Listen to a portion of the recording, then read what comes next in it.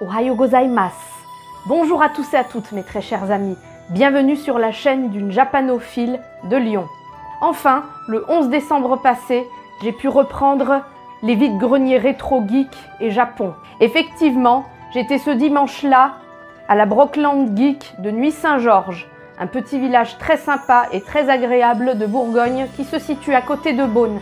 Je suis allée à ce vide-grenier très agréable et j'ai pu enfin découvrir, comme d'habitude, des choses très spéciales en ce qui concerne des ventes de jeux vidéo, de consoles, mais aussi de figurines, de mangas, etc. Mais il y a aussi une nouveauté très spéciale que je n'avais jamais vue dans d'autres vide-greniers auparavant. C'est bien sûr un coin dégustation Japon. J'ai pu me trouver des choses très sympas que je vous montrerai tout à l'heure en deuxième partie de vidéo, mais aussi un manga super que je rêve d'avoir depuis longtemps et que je tiens à vous montrer également aussi. Je tiens à préciser également que exceptionnellement dans cette vidéo, je n'ai pas fait de présentation extérieure en dehors du vide-grenier en raison du temps très froid. Mais ce n'est pas grave, l'essentiel c'est que vous voyez l'ensemble du vide-grenier en première partie de vidéo. Sinon assez blablaté, et allons découvrir ensemble le vide-grenier de la Brockland Geek à la Nuits-Saint-Georges.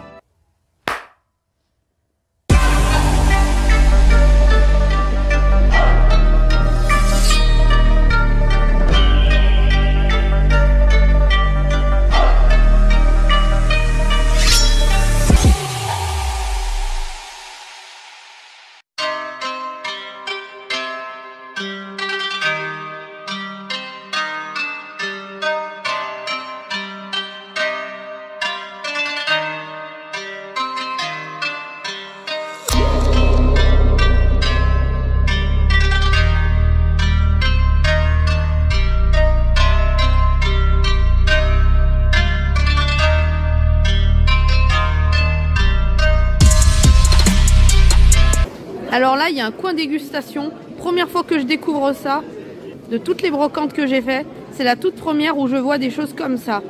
Et je m'y attendais même pas. Alors là, ça c'est vraiment génial.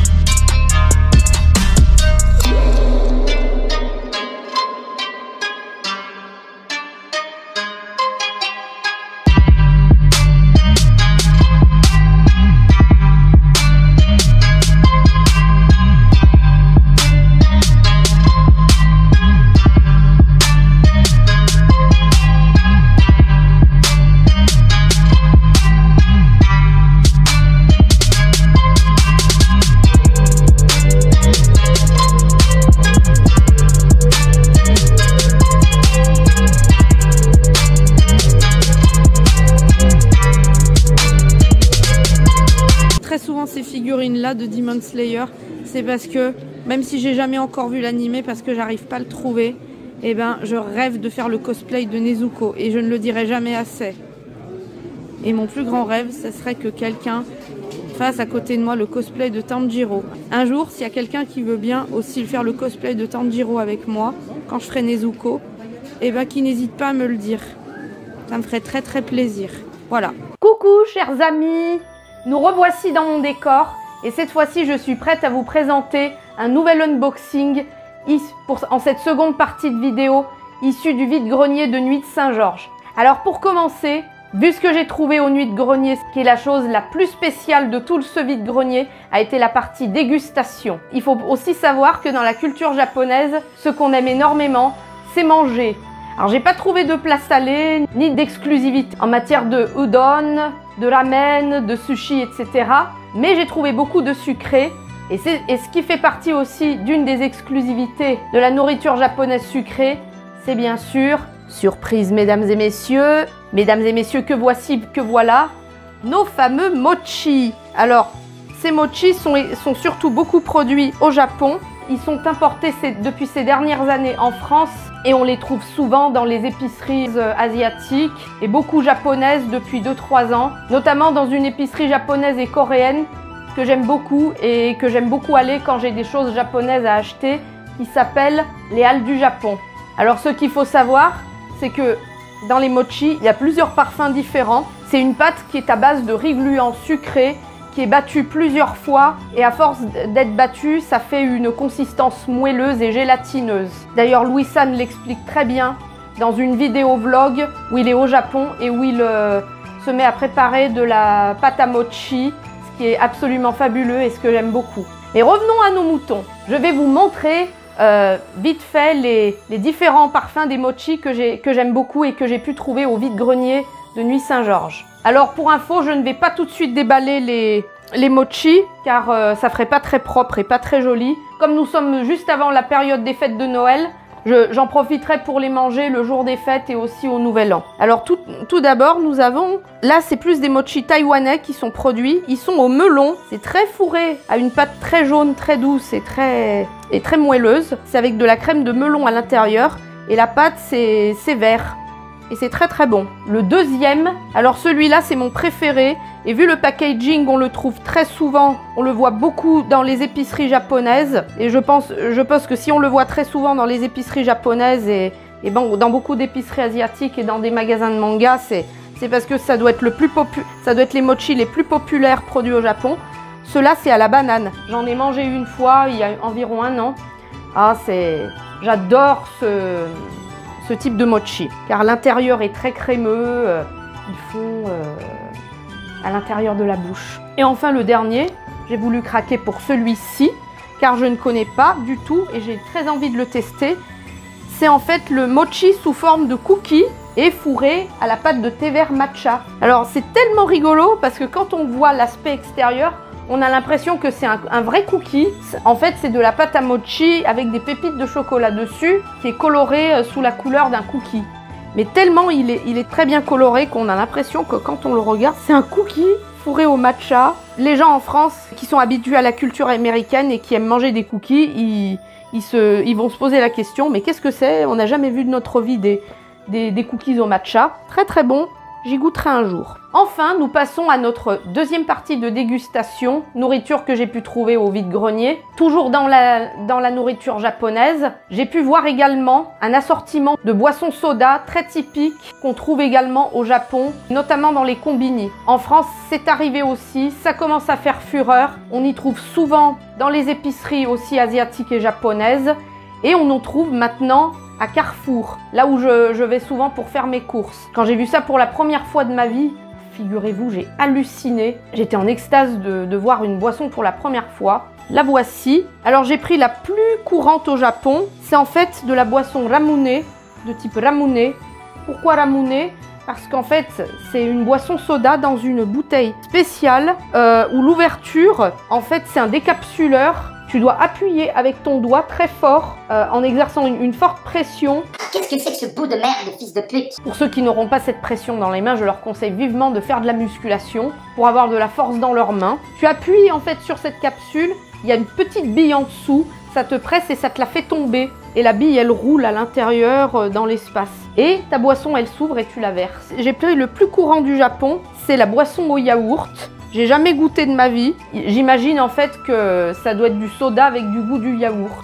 Si j'ai pris ce goût-là, c'est parce que c'est un goût très original. Et enfin, on passe à la dernière partie de la dégustation nourriture. Il y avait également un grand stand avec un assortiment de bonbons variés et de chocolat. Et j'ai pu voir parmi tous ces bonbons des petites boules de golf à un aspect visqueux qui ressemble un petit peu à des perles de noix de coco dans des parfums différents. J'en ai pris 3. C'est ceci. C'est des choses comme ça. Vous voyez que je vous montre un petit peu. Voilà. Celle qui m'a vendu les trucs, elle m'a expliqué en fait que ce sont... Le orange que je vous montre ici, il est à la pêche. Celui-là, il est à la noix de coco. Et enfin, le jaune que j'ai pris ici, le jaune crème clair, c'est à la vanille. Ce sont en fait mes parfums préférés.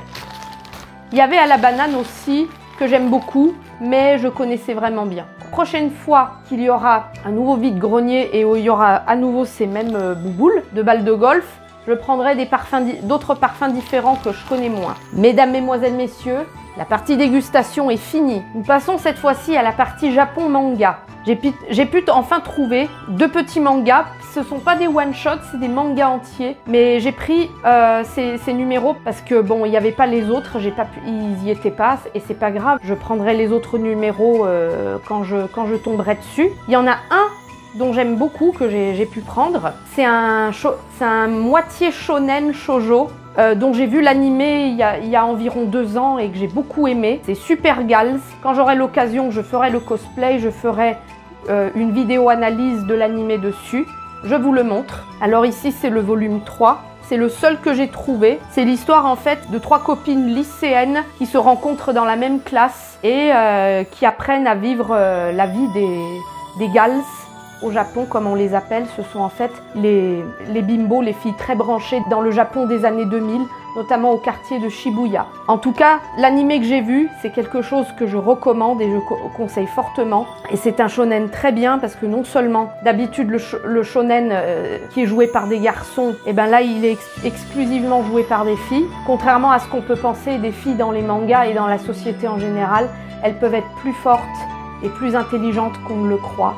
Et elles peuvent aussi jouer un rôle déterminant dans les effets de groupe. Manga suivant, qui est le premier volume, que j'ai eu en fait, je n'ai pas acheté mais je l'ai eu gratuitement. Et dès que je vois les numéros suivants aussi, je les achèterai. C'est Berserk, qui est plus un seinen fantastique, dont j'aimerais un jour voir. Je n'ai pas vu l'animé par contre, mais qui est très intéressant parce que j'ai entendu dire que c'est...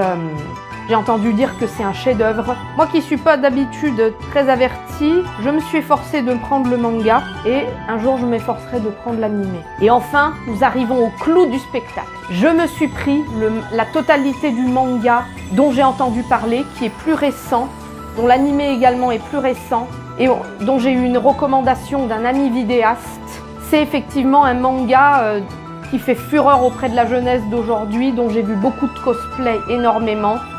C'est bien sûr le manga Chainsaw Man, dont j'ai envie de faire le cosplay féminin parce que je trouve que l'un des personnages féminins du cosplay me ressemble parfaitement, notamment au niveau de la couleur de mes cheveux, mais aussi par une partie des vêtements que j'ai dans ma garde-robe. Et je trouve que le personnage me correspond énormément. Bien sûr, je ne spoil pas. Je vous montre ce manga. Et il y a beaucoup de tomes. C'est le manga Chainsaw Man que vous voyez. Il y a les 11 volumes. Il faut beaucoup de temps pour le lire. Et ce que je trouve particulièrement cool dans ce manga, c'est qu'on voit pratiquement les personnages féminins sont habillés de façon moderne, masculine.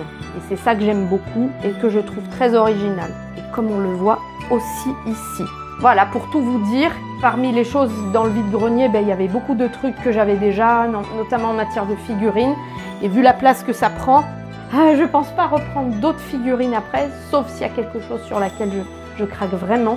Mais j'étais contente de ce vide-grenier car j'ai trouvé ce manga qui m'intéressait vraiment et notamment en matière de dégustation dont j'étais vraiment agréablement surprise et que je ne pensais pas trouver dans ce vide-grenier, ce que j'avais pas non plus vu dans les vide-greniers précédents. J'espère que cette vidéo unboxing vous aura plu. Je vous remercie également beaucoup de mettre des pouces, de commenter, de partager cette vidéo qui me fera vraiment un honneur pour moi. Voilà, c'est sur la fin de cette vidéo qu'on se quitte les amis. Et rassurez-vous, je vous retrouve très prochainement pour une nouvelle aventure en vidéo. Si cette vidéo vous a plu, n'hésitez pas à mettre un pouce bleu, à laisser un commentaire sous cette vidéo et à vous abonner. Et je vous dis à très vite. Et rappelez-vous, la vie est un shoujo. Matane!